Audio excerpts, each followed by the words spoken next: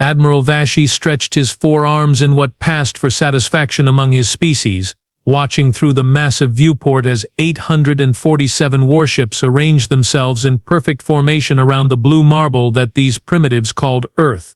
Really, the whole operation felt like using a plasma cannon to swat a gnat, but orders were orders, and the High Command had been quite specific about making an example of this backwater planet. "Sir, final positioning complete," reported his tactical officer Moran with barely concealed amusement. "All ships report ready for planetary bombardment." "Honestly, sir, I feel a bit ridiculous. It's like bringing our entire military to conquer a children's playground." Vashy chuckled, a sound that resembled grinding metal to most species. "Indeed, Moran, but think of it this way, after we're done here, every other primitive world in this sector will surrender without a fight. Sometimes, overwhelming force serves as its own advertisement." The bridge hummed with quiet efficiency as his crew ran final system checks. Through the communications array, Vashy could hear the chatter from other ships in the fleet. Captain Morden was placing bets on how long the humans would last. The current favorite was 3 minutes, though some optimists were betting on a full 5. Admiral Drawhorn was complaining about fuel costs for such a trivial operation, while Quartermaster A was already calculating salvage values from human infrastructure. "Preliminary scans complete, Admiral," announced his science officer, trying not to laugh outright. "These humans are still using chemical rockets, sir. Chemical rockets. Their most advanced warships appear to be powered by controlled explosions. Some of their military vessels don't even leave their atmosphere." "You're joking," Vashy said, though he knew his officer wouldn't dare. "Not at all, sir. Their weapons technology appears to be projectile-based. Metal bullets and explosive shells. They're practically still throwing rocks at each other." The Admiral shook his head in amazement. How had these creatures even achieved spaceflight? "Well, gentlemen, it seems we've traveled halfway across the galaxy to discipline a species that hasn't even figured out basic energy weapons. This should be educational for them, if brief." General Krafnog's voice crackled through the fleet-wide channel. "All units, prepare for standard intimidation protocol. Let's see if these humans are smart enough to surrender before we have to actually fire on them." Vashy settled back in his command chair, already composing his victory report in his head. That's when everything went sideways. "Admiral," Moran's voice cracked like a teenager hitting puberty. "Sir, we have contacts. Multiple contacts appearing directly behind our formation." Vashy's smugness evaporated faster than water in a vacuum. "What do you mean appearing? Ships don't just appear, you incompetent fool." "Sir, I'm reading 237 human vessels emerging from what appears to be some kind of stealth configuration. They're completely surrounding our rear flank." The bridge erupted in controlled chaos as officers scrambled to make sense of their sensor readings. Admiral Vashy felt his confidence drain away like soup through a sieve. How in the name of the 7 moons had primitive humans managed to get behind his entire fleet without being detected? "This is Commander Tom Molly of the Terran Defense Force." A calm, almost bored human voice suddenly filled every communication channel across the alien fleet. The voice carried the kind of casual confidence that made Vashy's stomachs churn. "Welcome to Earth's neighborhood, Admiral Vashy. Love what you've done with the place. Very dramatic entrance. Really puts the intimidation in intimidation protocol." Vashy's jaw dropped so far it nearly hit his chest. "How does he know my name? How does he know our protocols?" Commander Molly continued, and Vashy could practically hear the smirk in the human's voice. "We've been watching you folks for about 6 months now. Fascinating tactical doctrine you've got there. Surround the planet. Demand surrender. Obliterate everything if they refuse. Very predictable. Impossible." Admiral Drawhorn's panicked voice burst through the fleet communications. "Our reconnaissance showed no advanced human technology. Where did these ships come from?"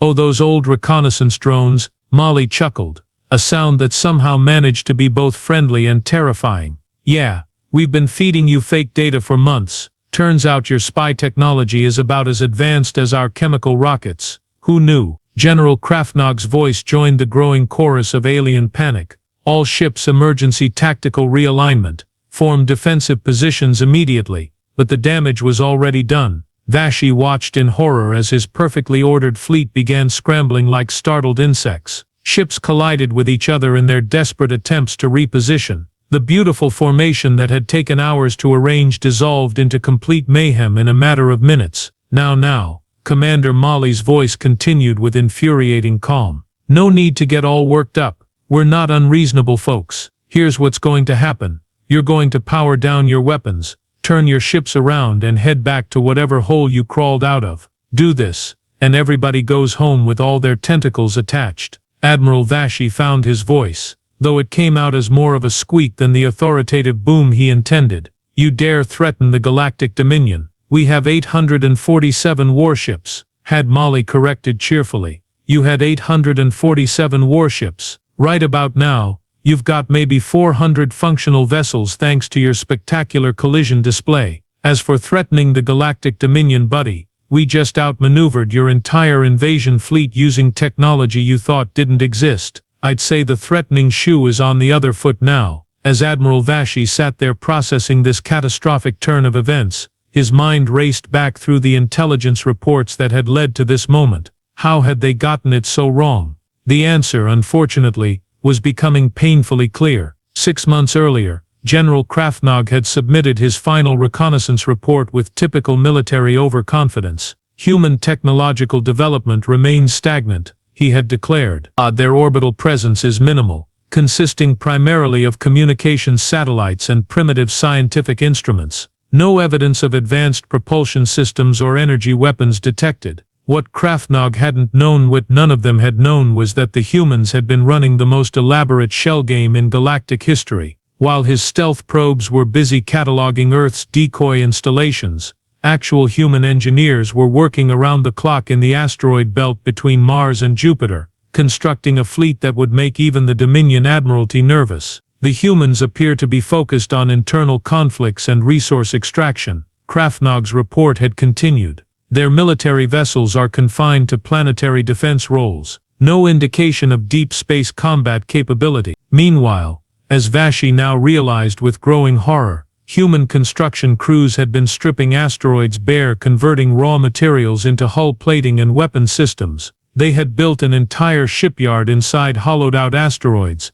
complete with manufacturing facilities that could produce warships faster than the Dominion's best military contractors. The really embarrassing part, the humans had been broadcasting their activities on something called social media the entire time. Thousands of humans had posted pictures, videos, and detailed technical specifications of their secret fleet construction project. The information had been there for anyone to find if they had bothered to look at human communication networks instead of relying on traditional military intelligence. Judge Quintara had tried to warn the Dominion Council about this exact scenario 3 months ago. We're underestimating these humans, she had argued during what was now obviously a critical council session. Their communication patterns suggest coordinated military preparation. Their resource allocation has shifted dramatically toward heavy industry and rare metal extraction. But Admiral Drahorn had dismissed her concerns with typical military arrogance. Judge Quintara, with respect, you're reading too much into primitive industrial activity. These humans couldn't organize a proper military response if we gave them a written invitation and 6 months' notice. As it turned out, that was exactly what they had done. The humans had intercepted Dominion communications almost from the beginning. While General Krafnog's reconnaissance drones were feeding back carefully crafted false information about human capabilities, human intelligence operatives were busy documenting every aspect of Dominion military doctrine, ship design, and tactical procedures. Their approach patterns are highly predictable, one intercepted human military briefing had noted. Standard Dominion invasion protocol involves complete orbital encirclement, followed by intimidation display. This provides excellent tactical opportunity for rear flank engagement. The most humiliating part was how methodically the humans had prepared for this exact scenario. They had studied every Dominion invasion in the past century, identified the consistent tactical patterns, and designed their entire defense strategy around exploiting Dominion predictability.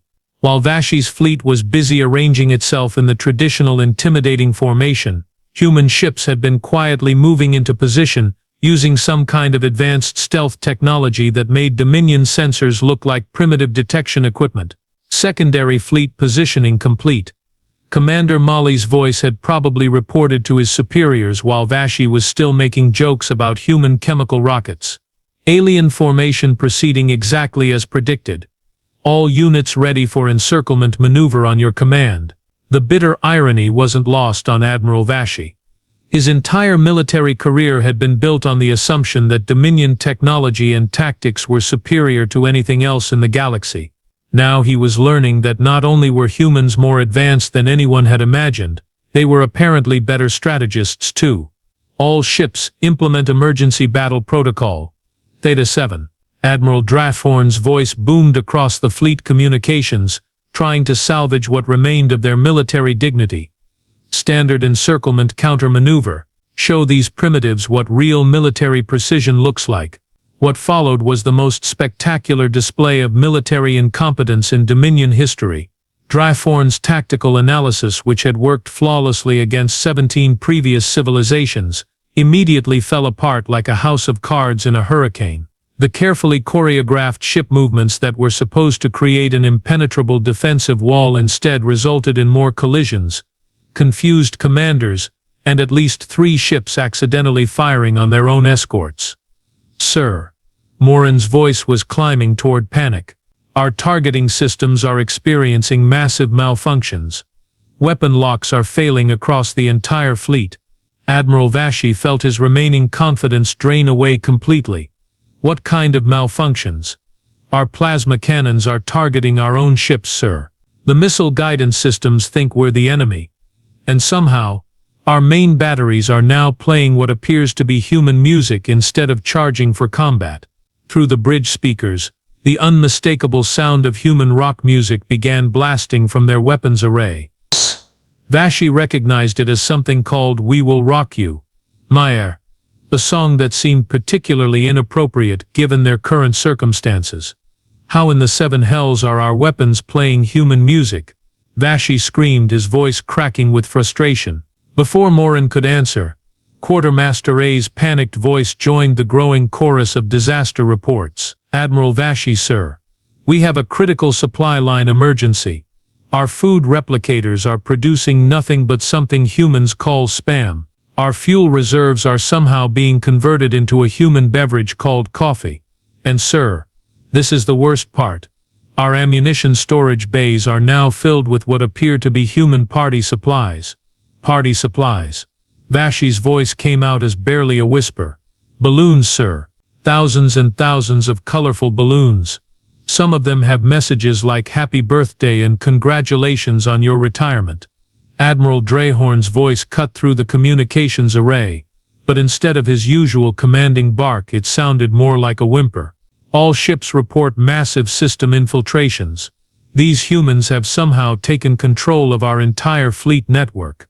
My flagship's main screen is now displaying what appears to be human cat videos. The situation continued deteriorating at a pace that defied military comprehension. Ships that had taken decades to build and years to train crews for were now completely useless.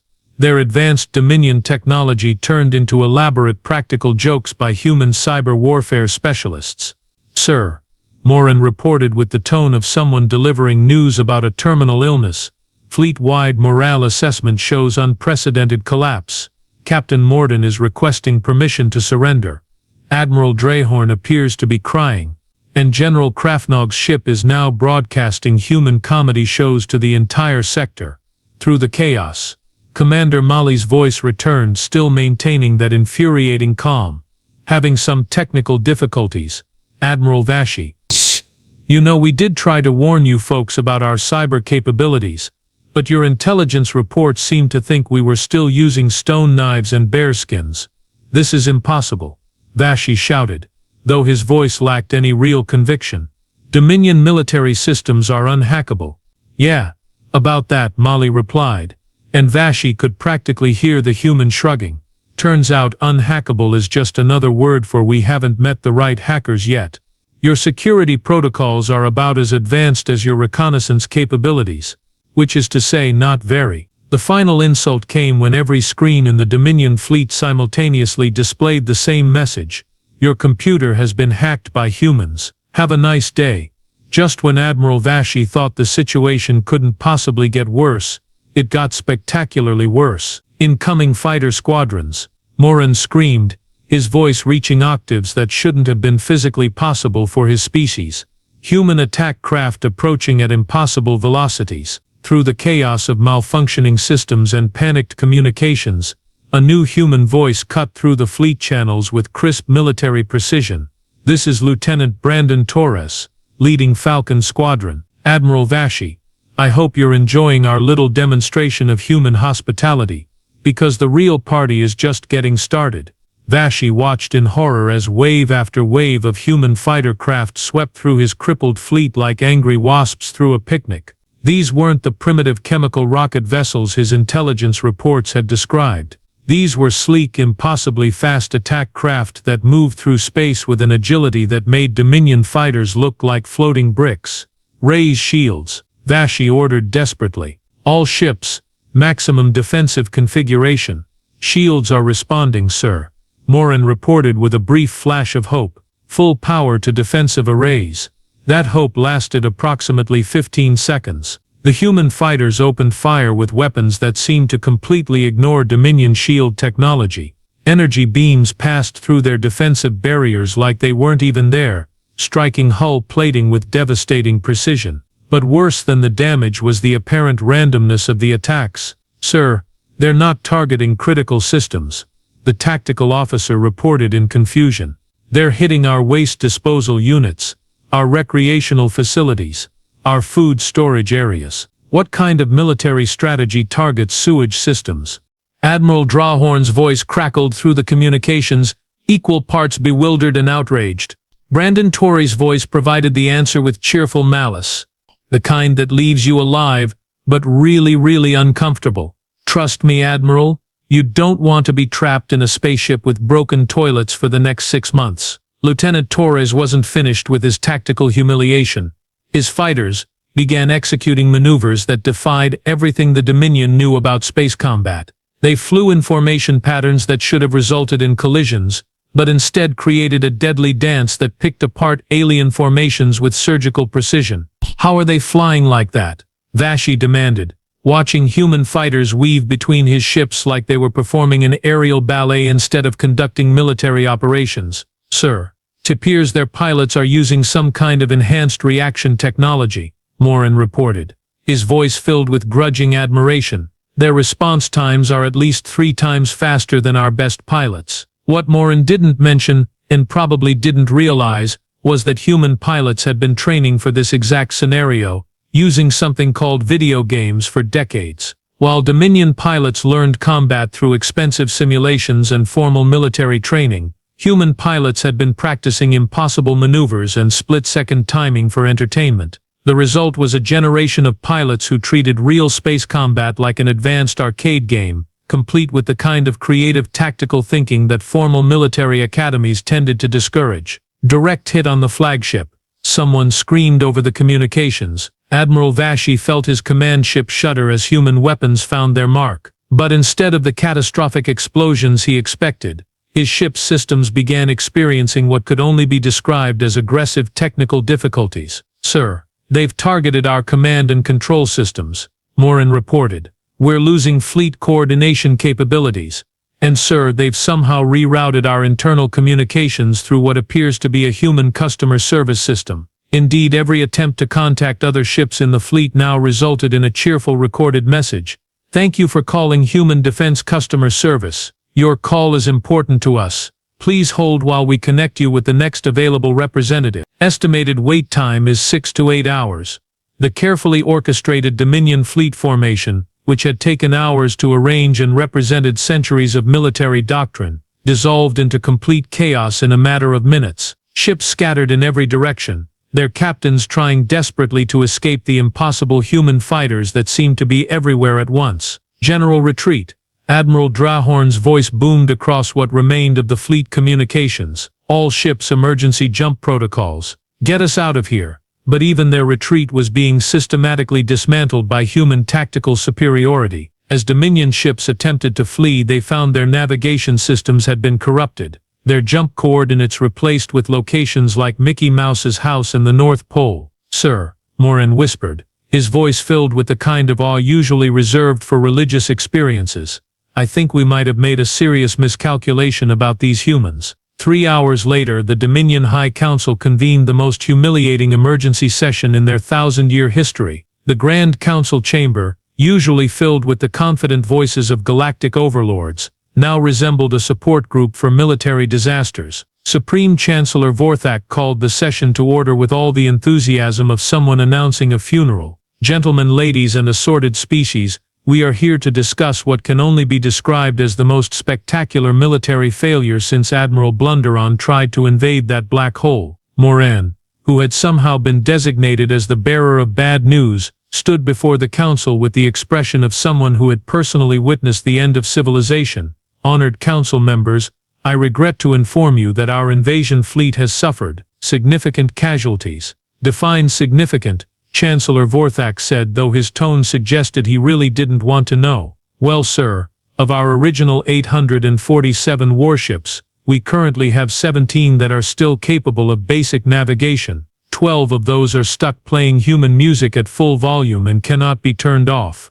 3 are locked in some kind of loop where they keep asking if anyone wants to buy extended warranties for their weapon systems. The council chamber fell silent except for the sound of several members quietly weeping. Captain Morden, who had somehow managed to keep his ship relatively intact during the disaster, stood up with the bearing of someone who had seen too much. Honored Council, I formally request immediate and complete withdrawal from the Sol system. These humans are not the primitive species our intelligence suggested. They are tactical geniuses with technology that makes our most advanced systems look like children's toys. Impossible. General Krafnog protested, though his voice lacked its usual conviction. No species develops from chemical rockets to advanced warfare in 6 months. General, Morden replied with the patience of someone explaining basic mathematics to a particularly slow child. They didn't develop anything in 6 months. They've been advanced the entire time. We were just too arrogant to notice. Supreme Chancellor Vorthak turned his attention to Admiral Vashy, who had been sitting in stunned silence throughout the proceedings. Admiral, you were in command of this operation. How do you explain this catastrophe? Vashy looked up with the hollow eyes of someone whose entire worldview had been shattered and then stomped on by people wearing very heavy boots. Sir, I have no explanation. Everything we thought we knew about human capabilities was wrong. Their technology is superior to ours. Their tactics are more sophisticated than ours. Their cyber warfare capabilities are beyond our comprehension. And their sense of humor, Morin added quietly, is absolutely devastating. Chancellor Vorthak stood up with the slow, deliberate movements of someone making a decision that would haunt him forever. Admiral Vashy, you are hereby stripped of all command authority and demoted to the rank of Traffic Coordinator, 3rd class. Your new assignment will be managing space lane logistics in the boring sector, where hopefully you cannot start any more interstellar incidents. But sir, Vashy protested weakly, the humans had advantages we couldn't have predicted. The humans, Chancellor Vorthak said with the tone of someone delivering a eulogy, had the advantage of being underestimated by idiots, which unfortunately includes most of this council. Judge Quintara, who had been quietly sitting in the corner with an expression that screamed "I told you so," finally spoke up. I believe I mentioned something about this 3 months ago, something about not underestimating human capabilities. Does anyone remember that conversation? The uncomfortable silence that followed suggested that yes, they remembered, and no, they didn't want to talk about it. The situation is clear, Chancellor Vorthak announced with the enthusiasm of someone scheduling his own execution. We must immediately initiate emergency diplomatic protocols with the human government. Someone needs to contact their leadership and arrange for peace negotiations before they decide to come looking for us. Sir, Morin asked quietly, what exactly do we offer them? They've just demonstrated that they could probably conquer our entire empire if they felt like it. Everything, Chancellor Vorthak replied. We offer them everything.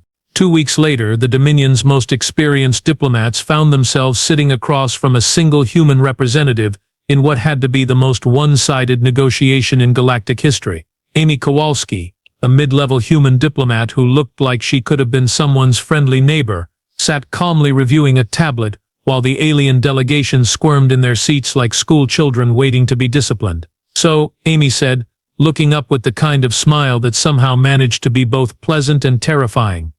"Let's talk about reparations, shall we?" Supreme Chancellor Vorthak, who had personally attended these negotiations as a gesture of how seriously the Dominion was taking this disaster, cleared his throat nervously. "Miss Kowalski, we're prepared to discuss reasonable compensation for any inconvenience our misunderstanding may have caused." Amy's smile widened. "Oh, how thoughtful. Let's start with complete withdrawal of all Dominion forces from Sol system and a 50 light-year exclusion zone around human space, forever." 50 light-years? General Krafnog sputtered. "That's our entire southeastern border region." "Was," Amy corrected cheerfully. "It was your southeastern border region. Now it's going to be a nice, peaceful buffer zone where humans don't have to worry about any more surprise visits from folks who think chemical rockets are the height of human technology." Judge Quintara leaned forward, trying to salvage something from this diplomatic catastrophe. "Surely we can negotiate more reasonable terms. Perhaps a smaller exclusion zone." "Oh, we're just getting started," Amy replied, consulting her tablet. "Next item, technology sharing. We'll need complete technical specifications for your stealth technology, your faster-than-light communications, and your energy weapons systems. You want us to give you our military secrets?" Admiral Drawhorn asked, his voice climbing toward hysteria. "Admiral, you already demonstrated that your military secrets aren't particularly secret," Amy pointed out with devastating logic. "We hacked your entire fleet in about 6 minutes. We're just asking you to save us the paperwork." Chancellor Vorthak felt what remained of his dignity crumbling like a stale cookie. "What about our reputation in the galactic community? If word gets out that we were defeated by a species we classified as primitive?" "Oh, that ship has sailed," Amy said, not even trying to hide her amusement. "Our preliminary peace agreement is already being broadcast on 17 different galactic news networks. The headline on Galactic News Network is, 'Mighty Dominion Fleet Defeated by Humans Using Balloon Weapons.'" "Balloon weapons," Moran whispered in horror. "Well, you did have all those party balloons in your ammunition bays," Amy reminded him. The media found that detail particularly entertaining. The final terms were as humiliating as they were comprehensive. Complete withdrawal from human space, massive war reparations paid in advanced technology, formal apologies broadcast across the galaxy, and a binding agreement that the Dominion would never again attempt military action against humanity. "Is there anything else?" Chancellor Vorthak asked, hoping desperately that the answer would be no. Amy smiled. "Just one more thing. We'll need you to change your official species classification for humans from primitive prey to do not mess with these people." And with that, the mighty Galactic Dominion officially surrendered to a species they had planned to conquer before lunch. 6 months later, Admiral Vashy sat in the most depressing office in the galaxy, staring at a computer screen filled with shipping manifests and cargo schedules. The boring sector lived up to its name with spectacular dedication. The most exciting thing that had happened in the past 3 months was a merchant vessel filing incorrect paperwork for a shipment of industrial lubricant. Traffic Control Station 7. "This is cargo hauler Mundane requesting clearance for hyperspace jump to Tedious Prime," crackled through his headset. "Clearance granted," Vashy replied with all the enthusiasm of someone reading a grocery list. "Have a wonderfully uneventful journey." This was his life now. From commanding the largest invasion fleet in Dominion history to managing the galactic equivalent of a particularly boring parking lot. The irony wasn't lost on him, though he wished it would get lost and never come back. His contemplation of professional misery was interrupted by an urgent communication from Dominion High Command. Chancellor Vorthak's face appeared on his screen, looking like someone who had aged several decades in 6 months. "Vashy, we need a situation report on human activity in your sector." "Human activity, sir." Vashy looked at his sensor readings with growing concern. "Sir, I'm detecting 17 human vessels entering Dominion space. They appear to be surveying planets for colonization." The silence from Chancellor Vorthak stretched long enough for Vashy to wonder if the communication had been cut off. Finally, the Chancellor spoke, his voice carrying the tone of someone who had just realized he was standing in quicksand. "They're expanding into our territory." "It appears so, sir. And sir, they're broadcasting a message on all diplomatic channels. Commander Tom Malley's familiar voice filled the communication channel, still carrying that infuriating confidence that had haunted Vashy's nightmares for months. Greetings, Galactic Dominion. This is the Terran Colonial Survey Fleet. We're here to evaluate some of your former territories for potential human settlement. Don't worry, we'll follow all the proper diplomatic protocols we learned from you folks. Chancellor Vorthak's face had turned an interesting shade of purple. Former territories. Oh yes, Malley continued cheerfully. According to our new galactic citizenship applications, approximately 47 worlds in your southeastern sector have formally requested to join the Terran Federation. Apparently, word got out about our approach to interspecies relations, and they decided they'd prefer human protection to Dominion oversight. Vashy watched his sensor readings with a mixture of horror and grudging admiration. The humans weren't just expanding that, they were doing it using the exact same diplomatic and military strategies the Dominion had employed for centuries, except they were doing it better. Sir, Vashy reported to the increasingly distressed Chancellor, I'm also detecting significant military activity. Human battle groups are establishing patrol routes throughout what used to be our border regions. They're not invading. Malley's voice clarified, as if he could hear their conversation. We're just providing security services for our new member worlds. Very peaceful, very democratic, no intimidation tactics or orbital bombardments required. The most galling part was how effectively the humans had turned the galaxy's perception of power on its head. Within 6 months, Dominion protection had become synonymous with incompetent bullying, while human security was associated with competent, respectful defense. Captain Morden's voice joined the communication, reporting from what used to be a major Dominion naval base. Sir, the humans have established a diplomatic station here. They're offering technical assistance, fair trade agreements, and something called cultural exchange programs. 3 more systems have requested to join their federation this week. Admiral Vashy realized he was witnessing the most successful peaceful expansion in galactic history. The humans had accomplished in 6 months what the Dominion had failed to achieve in centuries of military conquest.